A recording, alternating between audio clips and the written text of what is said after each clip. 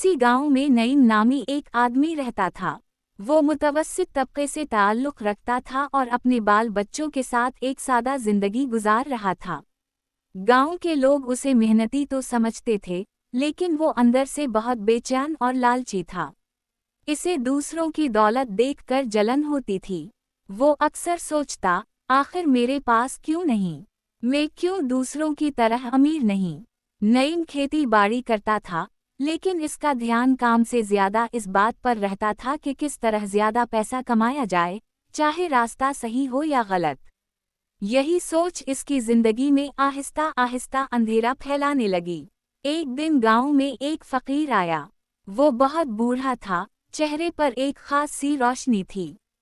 इसने गांव वालों को कहा, जो सच दिल से चाहे और नेकी की राह अपनाए, उसे मेरा इनाम जरूर मिलेगा।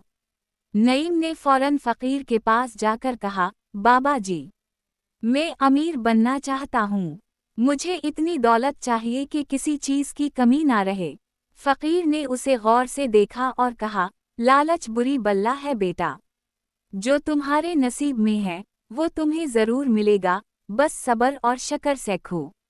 नईम ने फकीर की बात को नज़रअंदाज किया और जिद पर उतर आया, बाबा जी, कुछ भी हो, मुझे दौलत चाहिए। फकीर ने एक लम्हा खामोशी इख्तियार की, फिर एक थैली नईम को दी और कहा, इस थैली में एक जादुई पत्थर है। ये जिस चीज को छुए, उसे सोना बना देगा। मगर एक शर्त है, रोज सिर्फ एक चीज को सोना बनाने की इजाजत है, उससे ज्यादा की कोशिश की तो सब कुछ खो बैठोगे। नईम की आंखें चमकने लगें। इसने फकीर का शुक्रिया अदा किया और घर की तरफ दौड़ पड़ा। पहले दिन नईम ने अपनी एक पुरानी खरपी को पत्थर से छूकर सोना बना दिया। वो बहुत खुश हुआ। दूसरे दिन उसने एक छोटा घड़ा सोना बना लिया। दिन गुजरते गए और नईम की हालत बेहतर होती गई, मगर साथ ही इसकी लालच भी बढ़ती गई।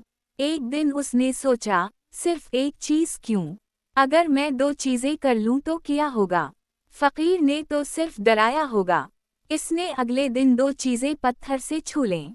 पहली चीज तो सोना बिन गई, मगर जैसे ही उसने दूसरी चीज को छुआ, पत्थर से एक काला धुआं निकला और पूरे घर में फैल गया।